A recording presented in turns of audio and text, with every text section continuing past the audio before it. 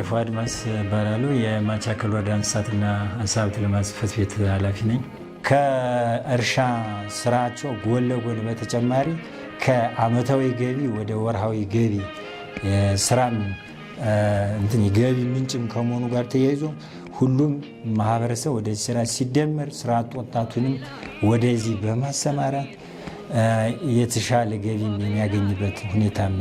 ከዚሁ ጋር የይዘንም አንድ የስራ እድል መፍጠሪያ ጋር ያልኩት ቅድም ከመግቢያ እንደ ወረዳችን አሁን ስራ አጥ ወጣት በዚህ ሙያ ስር የብድር ተቋማቶች ጋር በመነጋገር የብድር ስርዓቱን በማስፋፋት አንድ ወጣት ከወተት ሀብት ልማት ብቻ በወር 115,000 የሚያገኝበት እድልም የተፈጠረ ሁኔታ አለ።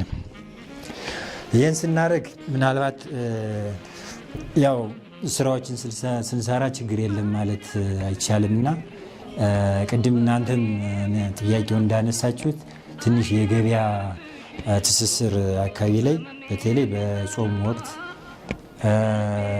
ምናልባት ከዚህ ደግሞ የሽርክና ማህበር ጋር ተያይዞም እዚህ ማህበራት አካባቢም አንዳንድ ችግሮች እየተፈጠሩ ያሉበት ሁኔታም አሉና እነዚህን ችግሮችንም ለመቅረፍ ያው ከአጋር ተቋማት ጋር በመነጋገር ቢያንስ ወተት በየኮንቲነሩ መሸጥ ሳይሆን ወደ አንድ ማዕከል በመምጣት ወደ ፋብሪካዎች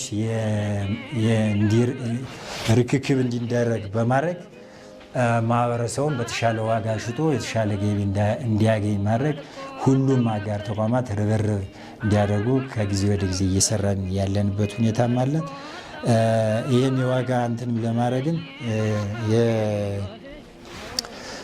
የዚህ የገበያ ችግሮችንም ለመቅረፍም በተለይ ከማህበራት ጽሕፈት ቤት ጋርም ሌሎች ከንግድ ጽሕፈት ቤት ጋርም በመነጋገር ሰው አምርቶ በተሻለ ዋጋ እንዲሸጥና የተሻለ ገቢ እንዲያገኝም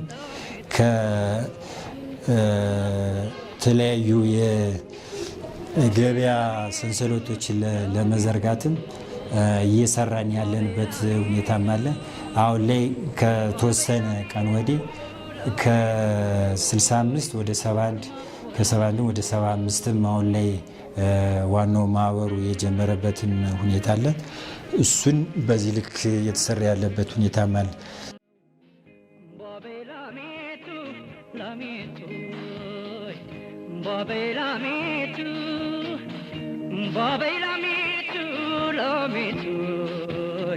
ኮርማ ወላጅቱ